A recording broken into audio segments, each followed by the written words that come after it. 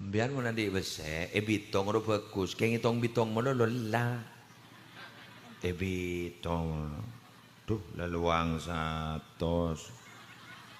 Lakon bitong boleh tuh laluang 200.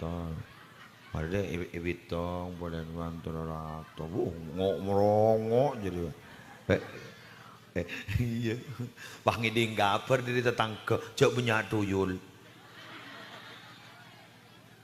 Banyak pokok-pokok, langit tuh mau pakai kecok bentuyul. Tak ada macaran. Baik sahabat iminyan di atas sana. Bedes, lu ini ngakin. Bedes saya sahabatin Quran. Jadi pesewah di atas ada sahabat Quran. Tak langkong seworan. Quran semanti robeni sahabat daya. Baca.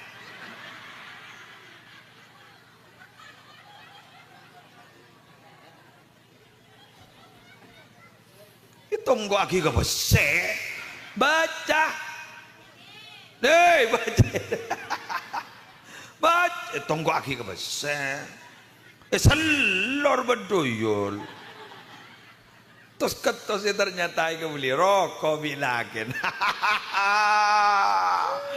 aduh lesang kudoyul din natangka ternyata doyul ke bolong dedong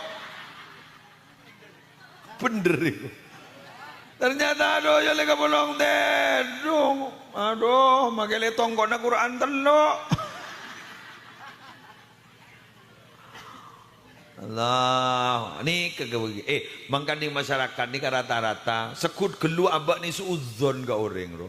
Coba perasaan bodoh orang wiridan mau gimana? Allahumma sholli wa sallim wa barik ala sayyidina Muhammadin wa ala sallam.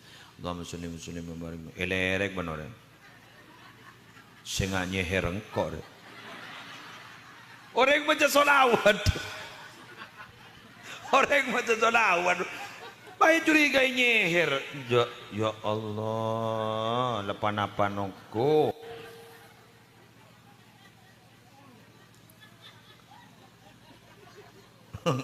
iya padahal malam jaga tahajud depan ngaji Quran bekranying a'udzu billahi minasyaitonir rajim helerek ngaji mundur saya ngaji mundur apa dering-gering di timurna nah tak lemere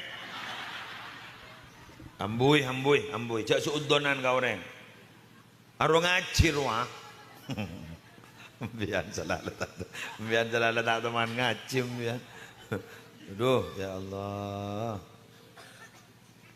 mak nerangak kini kembian ke muslim karena rata-rata si banyak ngak kini kasak kusuk tok kotok ni kelakona muslimat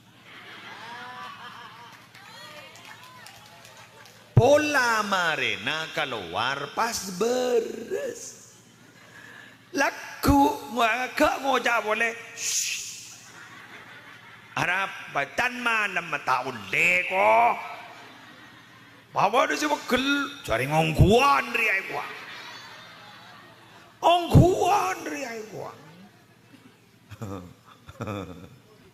positif jangan lagi anu wes tahu satu tak kebentam sebenting embian seni kebu pak gua tak nangkong becem yan ni kepanangkalah becayat kursi nah baca rotib insyaallah selamat embian sana mana tahu saya mikir kalau aku orang di TV pagar bersepak dia mun jebol lagi enggak mun orang